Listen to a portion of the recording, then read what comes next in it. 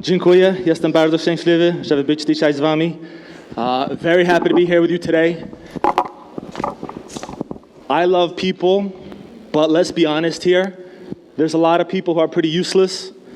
You know, they just want to exploit animals, the environment. They think only of themselves. People have made the unimportant super important. You know, they're chasing money, status, materialism, ego. But we all know that health, love, community, purpose is more important. So many people make things unimportant. It surprises me. Like, I like to watch a little basketball game once in a while to relax. But it's crazy to me that people invest so much emotional energy into seeing who, you know, watching grown men exercise and sweat on each other, see who's better at putting a ball inside a ring. But today we've come together this weekend at the CARE conference to help animals and elevate society. And this is noble. And in this sense, you're all beautiful people, each and every one of you, because we all know there's so many people who have eyes but don't want to see, ears but don't want to hear, hearts but don't want to feel, and minds but don't want to make connections. But you have not forgotten the forgotten. And all of you who choose to sacrifice for the liberation of the enslaved, the tormented, the innocent, will always be special to me and part of my most sacred chosen family. And I just wanted to share that with you. I've been handing out booklets since 2008. I used to volunteer for a nonprofit called Vegan Outreach, and that turned into a job. And so for the last 8 years, I've been to over 650 universities and colleges handing out booklets about veganism. And now we've started programs in several countries like Canada, Mexico, Australia, India, and we hope to start a program in Eastern Europe in 2017. So if you have any desire to work in this field or work for Vegan Outreach, please talk to me after the lecture, because we definitely want somebody who's super dedicated, and you know, it's a beautiful thing to do with your time. I want to ask you a question. If I spoke to you early in the morning and I said, hey, I want you to get 25 people to go vegan by 2 p.m. today, what would you do? Well, each and every day that we leaflet, we do just about that, if not more. Research has shown not only, obviously, 99% of animals that suffer are for food. So I used to do a lot of fur demos. I rescue dogs. You know, I've been to countless animal testing demonstrations. It's all terrible. It all needs to be addressed. But at Vegan Outreach, like our policy is, we want to do the most amount of good as possible. And we feel by promoting veganism, vegetarianism, that will save the most amount of animals. So we target college students mainly because they have 3 things in their favor. They have more meals ahead of them. They got 50, 60, 65 years of eating animals or not eating animals. College students are starting to question their values.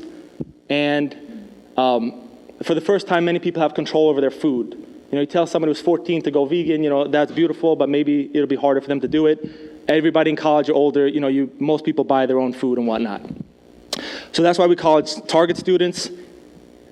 And it's really amazing, because with just a few short hours of your time, you can change several dozen people's lives forever by leafleting. Research has shown in Delaware and Maryland, the US, that for every 70 booklets you hand out, somebody there went vegan, vegetarian, or drastically reduced their meat consumption. Other studies have shown for every 2 booklets you hand out in the US, it saves 1 cow, pig, or chicken over the course of time. Because like we mentioned before, if somebody goes vegan at a mean age of 20, you know, they got all those years of not eating meat, that's going to end up to a herd of animals. That's why when I leaflet, you know, this looks like a piece of paper, and it is, but to me it's a lot more. It's an invitation to consciousness, to be part of the solution to animal abuse, you know, the waste of resources and whatnot. Along that vein too, it's really interesting that people tend to have influence others. Like, this is a social revolution. You could watch television, or you could go hit the streets for 2 hours, you know, double the amount of animals your own personal veganism will save. So leafleting is something simple anyone can do, and it's part of the social revolution that we're a part of. You know, we can't trust churches, schools, corporations, television to get this message out. It's up to us. And that's why we encourage people to leaflet, mobilize, get the message out there.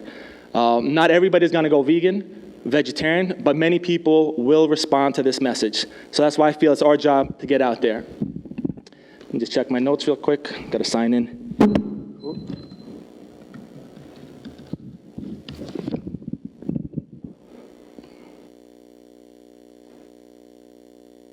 Where we choose to leaflet is generally colleges, because obviously there's a lot of students there, concert festivals, and as well, huge fairs where you can reach a ton of people in a short amount of time. One of the other side benefits of leafleting is, as opposed to seeing a video, which is wonderful, or other forms of advocacy, is that there's someone there you can talk to.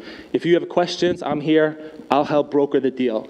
And it's good, too, for people to see that there's other people speaking up for animals if they're the only one. And furthermore, each and every time you leaflet, if you're in an organization, you're very likely to recruit another volunteer or two each time out.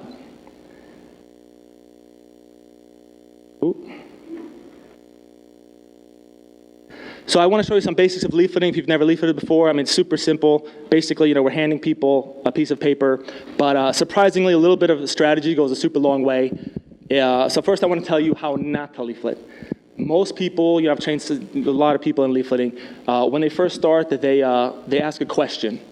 Would you like some information to help animals? Can I give you one of these? When you ask a question, your take rate's going to go significantly down. Furthermore, people will have their arm close to their body. If you're nervous, and this is like general body language, if you go to a party and you feel nervous, you feel tense, your body's going to tighten up, you're going to be closer to your body. If you feel more comfortable, you're going to be more in open space. You're going to show your chest to other people, palms up. If you speak in a high-pitched voice, marketing studies show that's like a lack of confidence. So leafleting is a lot of body language. So people, if you're nervous, shy, many people will hold the leaflet close to their body and they'll ask a question. And furthermore, a lot of people, let's pretend this is a walkway from this lectern to those chairs. Many people feel uncomfortable when they start to hug it. They'll be very close to an object. But if this is a walkway, it would be kind of silly to be here. So if you leaflet, you want to be in open space. Don't make it a question. Don't be uptight. It's okay. If you're nervous, take a deep breath, shrug your shoulders. It'll be okay. You feel more comfortable in a few minutes. So what you want to do is offer a greeting. Like, oh, hey, what's going on? Good morning. Dzień dobry. How you doing? Help stop suffering. You want to make it a statement, not a question. Help animals, information on how animals are treated, help stop suffering. And when you hand the leaflet, most people will hand it out to the side or their arm locked. The person is already halfway by you. You want to hand it out in front of your body if someone's coming this way, so they have to walk all the way across you. Or if they're coming this direction, you don't want to hand it out this way, you'd want to hand it out this way. And you never want to block anybody with your physical body. You just want to have your hand there, just so that the person has to open up their thumb. It's super easy. If you're interested in this too, there's also like little leafleting videos on YouTube. But a little tactics will make a huge, profound difference. Furthermore, the greeting, hey, what's going on? Dzień dobry, help stop suffering, info helping animals, right to the hand. Then if they come by, thank people. Dziękuję bardzo, thank you so much. As people walk by and you thank them, the next people are like astronomically more likely to take it because people are followers. If for some reason someone doesn't take it, I usually give a thumbs up, which is like a positive gesture.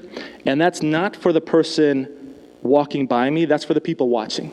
So if they say like, oh, Pierre Delche, like I hate animals, whatever, I'll just be like, okay, have a good day, great, and then the next people coming by, they'll think we had a positive interaction, they're more likely to take it. So you want to use the thumbs up, very deadly, Like I was at a party, this girl's like, no, I don't want to date you. And I'm like, oh, great. And then the next girl, no, bad joke. It's a new one. It applies many ways. So a little tactics makes a huge difference.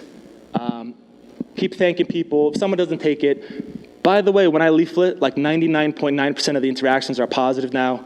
Thank you so much for being out here. Can I get you a drink? How can I get involved? If you have a volunteer and one or two people says something mean, like, are you with PETA, people eating tasty animals, or like, I love my mienzo, whatever, I love my meat. Who cares? Remind yourself and the volunteers that we're not really worried about the 3 or 4 jerks we're going to meet. We're more worried about the 20, 30, 40 people who we're going to change their attitudes towards what they eat. So please remind your volunteers, if you run an action yourself, to focus on the positive. Don't let negative people rob you of your power. Along that vein too, let me just look real quick, make sure I'm not forgetting anything. Nietzsche says people who have a why can bear any how. And that's why it's really important that if you have an organization, you explain to volunteers. We're not just handing out pieces of paper for the fun of it. It can be very fun. I like to have a lot of fun doing it. But we're doing it because it's going to be a herd of animals that won't suffer. So people need to see that mentally, and it does take a little extra step for donors to Vegan Outreach or volunteers, because you don't see the results, which is so it can be a little thankless in that sense. But to me, leafleting, leafleting to me, though, to be honest with you, has always been a lot like sex. It can be fun by yourself, but it's a lot better with two people. And with 4 or 5 people, it's fantastic. So leafleting, it can be nervous to be by yourself, but if you have a buddy with you, it's so much easier. If we had a walkway this wide, Dabrusha, can I get you up for a second? Sorry, I didn't talk to you about this before. All right, this is perfect. Just stand here, face the people. Thank you for organizing this conference, by the way, having me here.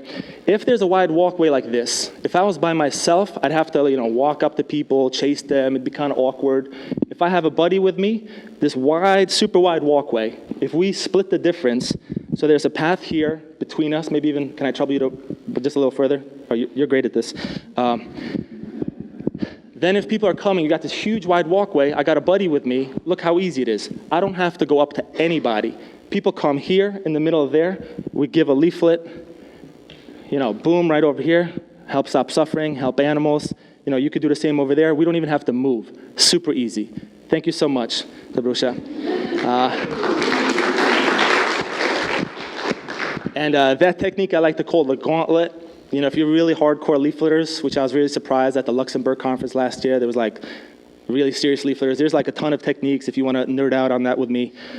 Some basics are when people start leafleting, their feet are locked. It's like they got iron in their locks. It's terrible. The more you walk, the more you'll meet up with people because you're interacting. Don't be afraid to move when you leaflet. Even if someone's by, hey, what's up, man? Let me give you one of these. The more you move, the more people you interact with, particularly if you're by yourself and there's people coming both directions. If you were just standing here, help stop suffering, you'd miss all these people coming this way. So just move. Help stop suffering, Dziękuję, help stop suffering. Like your hat, Dziękuję, help stop suffering. You can get everybody. So the more you move, the more people you will reach. I also wanted to mention that if you're doing the Gauntlet, I'll talk to my buddy Anthony, whatever, how you doing, what's going on with your drama, what have you. Eventually people will start facing each other. But it's very important when people come, if they're coming this way and that way, to turn again.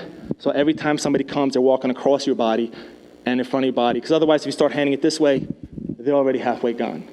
Some other fun tactics are, if there's 20 people coming, I can get 19 of them. So oh, hey man, help stop suffering, thank you, help animals. You can walk backwards and forwards. You can walk backwards. I call it the fire hose, left, right, left. In honor of the Pope, I got a new one. I like to call it the crucifixion leaflet here for the Pope. If someone's coming here and here, you can always do one of these. That's a new one. That's good. Leaflet, animal suffering is a serious thing, but we like to have fun with it, especially leafleting. So I encourage you to have a light heart. So moving past leafleting, I briefly want to talk to you about one-on-one interactions. Because basically, every time somebody meets someone who's not a vegan, whether you like it or not, you're a voice for all the animal suffering out there. Because you might be the only vegan they meet, or they make an impression positive or negative. So there's a few techniques that I found in about 9 years of talking about veganism every day. These are some techniques that I found helpful. I'm not a psychologist, a researcher, so I don't claim to be the grand poobah of this information, but I found some of this stuff super important. When you talk to people one-on-one, just like leafleting, I find that there's a lot of mistakes people make, even if their heart's in the right direction. I don't know about you, I saw Earthlings. It's like I was in a fog for 4 days. So I wanted to talk to everybody about it. Maybe I was a little more hardcore about it. And that Gary Yourofsky passionate appeal has its place, but sometimes, you try too hard, you turn people off, because ultimately we want people to make the connection themselves. I can't get anybody to do anything. I can't get my dog to sit.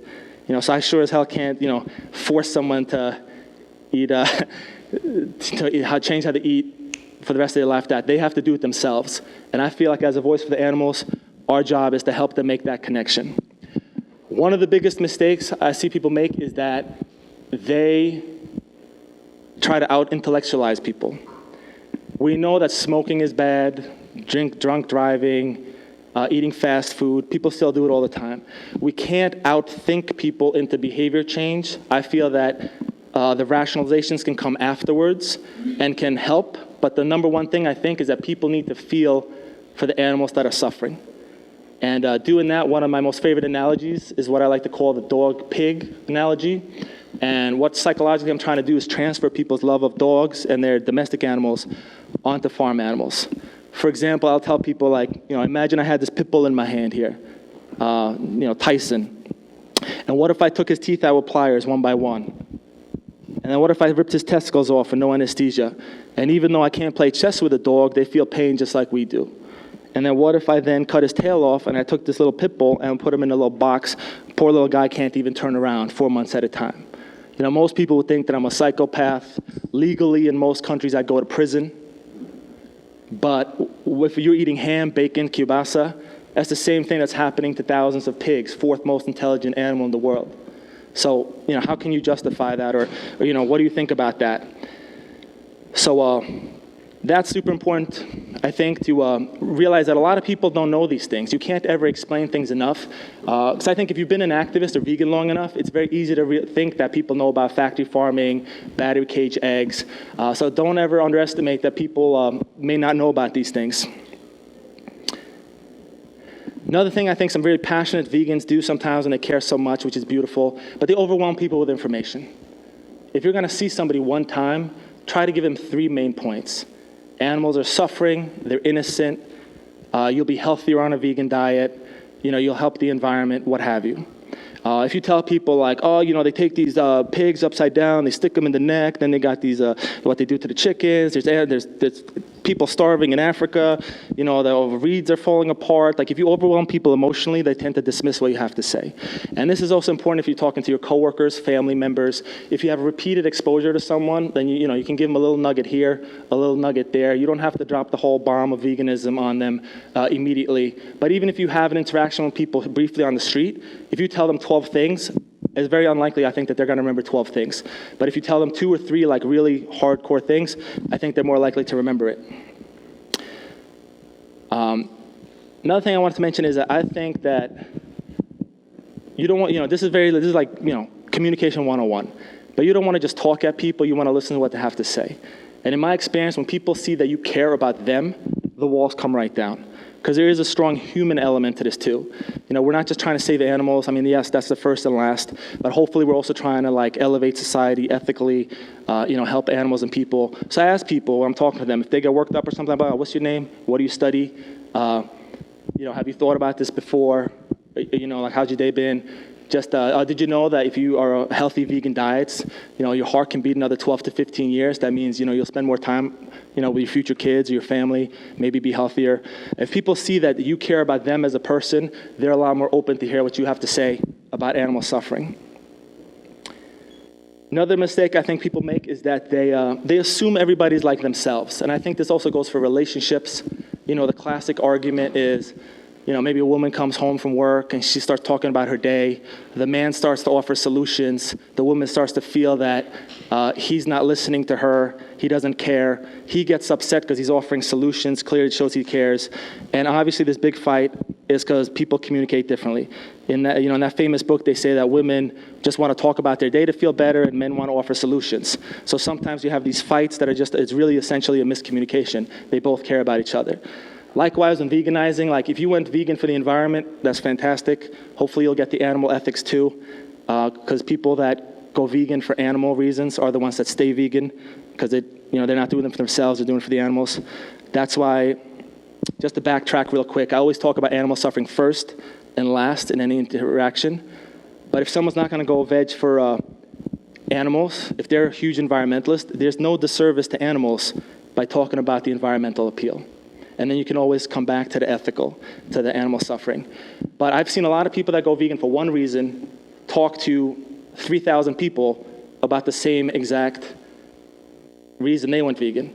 And I think that reveals an insensitivity that, we're all different, so you have to understand who you're talking to and what appeals to them besides, the animal ethical appeal. Another thing I think is really interesting is that, the only thing that's constant is change. Everything's a process. If people aren't vegan overnight, don't be discouraged. Your friends, family, people you're talking to. We already see how fast society is changing, but change is a slow process. But even if we just take a quick step back in society, what is 170 years? How many people are speaking up against slavery? Not that many. Without belaboring the point, obviously, blacks don't exist for whites. Women don't exist for men. Poor countries don't exist for poor countries don't exist for rich countries, and animals don't exist for humans. So obviously this is the next step, and we're working towards that. But don't be discouraged if people don't get it right away, because everything's a process. Just like in our own lives. When you're a child, maybe you want a toy or be an athlete or be a model, who knows, when you're 10. When you're 20 years old or 25, God forbid, your sister dies or you get some horrible disease or you have children, your priorities in life change. So just realize that everybody is on a journey. They're growing, so don't be too hypercritical, and just encourage people more. Another thing I like to present is when I talk to people, I'm not Gary Yourofsky, I'm very laid back, but I'm shocked that so many people have gone vegan that I've talked to, and you can't underestimate that if you speak with kindness and intelligence, people will respond to what you have to say. Don't ever underestimate the power of your own voice. And with that too, when I talk to people, I like to give a degree of certitude. I feel like if you have a brain or a heart, it's only a matter of time. I understand not 100% of people are gonna go vegan, but if you're a caring person or intelligent person, eventually the logical step is veganism. So even people that are resistant, I'm just okay, well, once you learn more, you're probably gonna change and what have you. And along that vein too, I never give up on another person, because I've seen so many people that are militantly resistant to the message go vegan. It's kind of amazing. I had a friend, Phil. You ever hear of the Vegan Bros? Yeah, so that's my little brother. We toured together for a long time. It's kind of fun. He was going to join for 2 days. We ended up touring for 8 months. But his dad is a militant, not militant, but he's was part of a fundamentalist Christian church. And all he would do was talk about how I'd never go vegan, this is stupid. I thought he was wasting his time talking to his dad. His dad's not been vegan for I think 6 years. So, if he can change, other people can change. And this is a very common story. As people know better, they do better. And I did briefly want to touch on something that really bothers me in the movement is cynicism. A lot of people go from idealistic activist to cynical activist. You're fired up with passion. You're out there to go and change the world, and then you deal with a few idiots, and then you're okay. You get this hipster mentality. I worry about the hipsters in the world because they know something's wrong with the world, they're intelligent, but their reaction to that is to not care. Who gives a fuck? The planet's gonna get swallowed by the sun one day, government's all corrupt, there's nothing we can do, I'm just gonna smoke my weed, watch my sardonic documentaries, I'm just gonna make dumb comments about everything, who cares? When you don't give a shit, when you don't care, there's two things with that. One, it's an emotional weakness. By assuming, you love someone, they break your heart, you're never gonna love again? That's cowardly. Yes, it's easy to assume the worst of everyone and everything, doing outreach or dating, but ultimately, we have to have the strength to not give up on other people, not give up on ourselves. That's why I don't like this hipster mentality, because if you're negative, if you're cynical, essentially, if you're a defeatist, then that only helps oppression. So please, I encourage people to hold on to the idealism and realize that the world doesn't need our cynicism. It doesn't need our weakness. It needs our strength. It needs our desire to never stop fighting.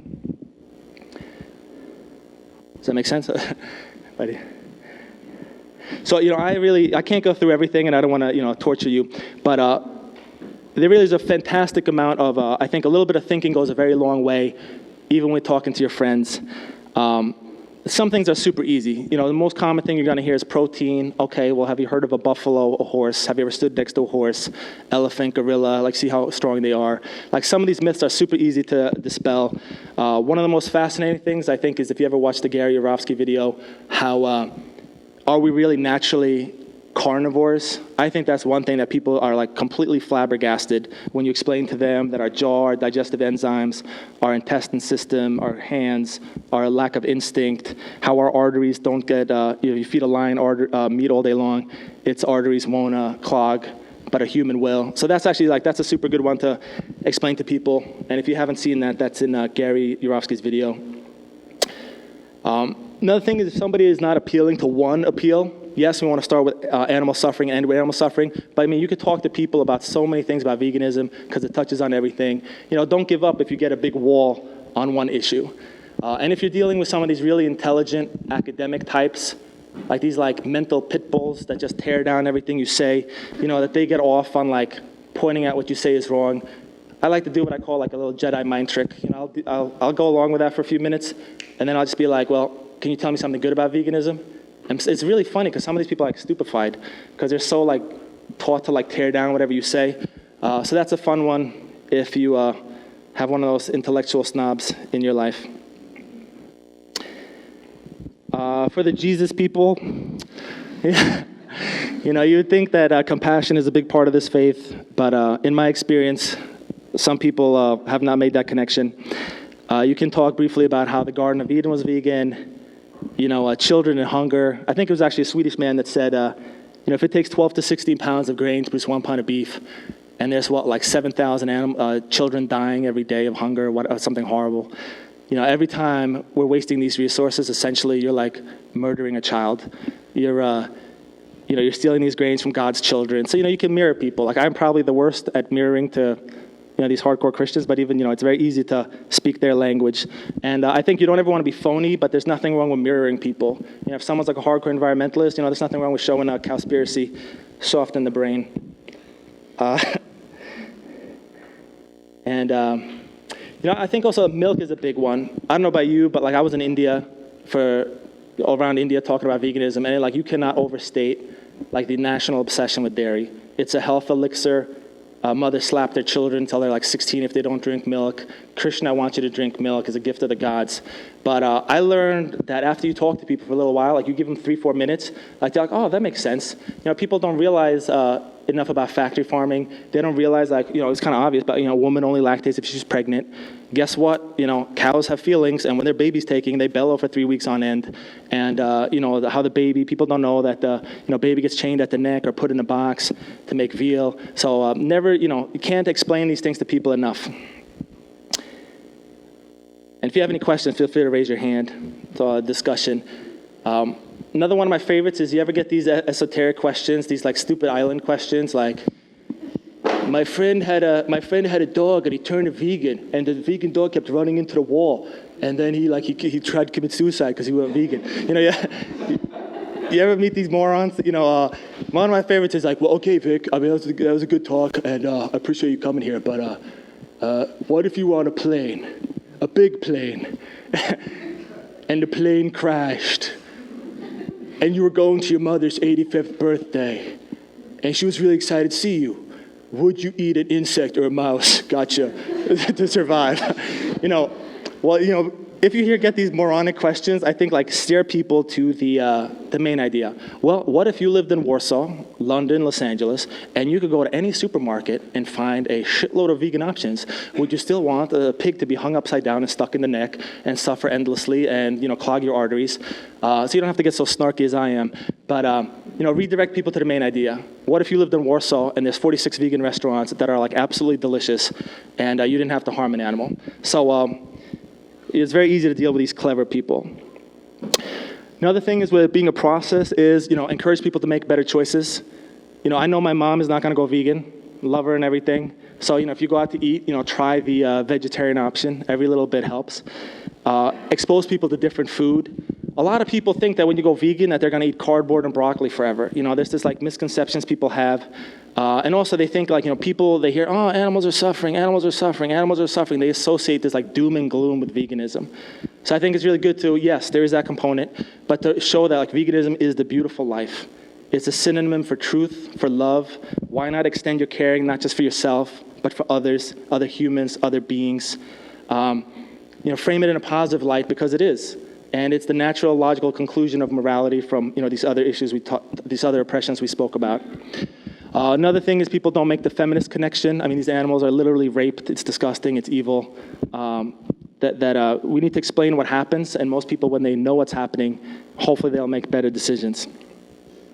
And if not, as my boss Jack Norris says, we'll wait for them to die, and we'll work on the next generation.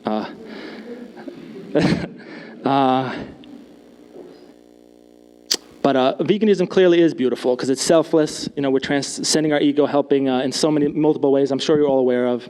Another thing you might get is these like semi-progressive yuppies that are like, not to be condescending, but you meet these people that are like progressive, they're highly intelligent, they've seen the videos, but they're like, it's okay, Vic, I get my humane eggs. And I love it when someone says oh, well, what do you think about a humane rapist? He gave her a pillow, it wasn't that bad. Clearly, there's, if they're killing the animal, yes, battery cages is a wonderful, getting rid of battery cages is a wonderful thing.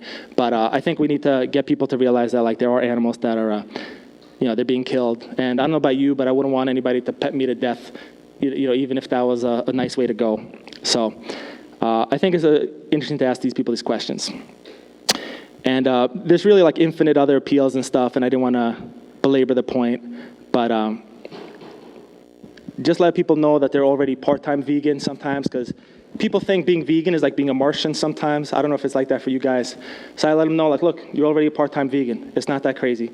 Every time you have oats, fruits, vegetables, nuts, seeds, grains, veggie burger, quinoa, you're already eating vegan part of the time. It's just, you already care about animals. You wouldn't let anyone, if anybody kicked your dog, you'd beat them to pulp. It already shows that you're already an animal lover. Just extend your animal compassion to a little further. And people are like, well, what the hell can I eat, Vic? And I'm like, look, you can eat whatever you want. You just can't eat whoever you want. And you can eat the vegan version of almost anything. Let me just see how much time we have.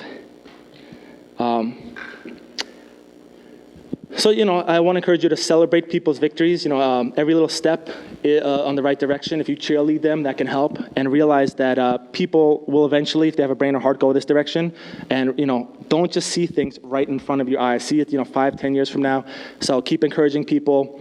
And lastly, I want to feel it can be thankless being a leafleter. It can be thankless talking about this at a party. People are drinking, and they're like, oh, why are you vegan at Thanksgiving dinner or, some Christmas dinner? It can be thankless, and it's easy to feel alone. But I remember when in 2008, I was leafleting in Arkansas, 8 hours. I met one vegetarian. A third of the people are wearing hunting camo. But even there, I never felt alone. Because if you think about it, there's billions of animals trapped in their cages that are rooting you on anytime you leaflet or talk to people. You look at history, who do you got on your side? They got these animal exploiting companies. We got like Gandhi, Einstein, Lao Tzu, the Buddha. It's not a bad group to have on our side. Not to mention, I'm never alone when I leaflet because there's all of you support this issue. How many activists around the world, how many vegans. So I encourage you to never feel alone when you're out there, and you're not. You might be physically alone, but so many people support this issue, so you're never alone. And the last thing I just want to say is, sure, there's a lot of things animals don't have. They don't have the freedom to play. They don't have the freedom from harm. They don't even have the freedom to be intact. They don't even have the freedom to turn around sometimes. They don't have the freedom to a peaceful end. They have innocence, but not justice. But the most important thing, obviously, they do have, is you. And every time you go out and leaflet or talk to somebody about these issues, you bring us that much closer to a vegan world and a society where there'll be no cages. So let's keep getting out there, let's get organized, let's get mobilized, and we're gonna affect people. Thank you so much for hearing me out, and I'd love to hear any of your questions.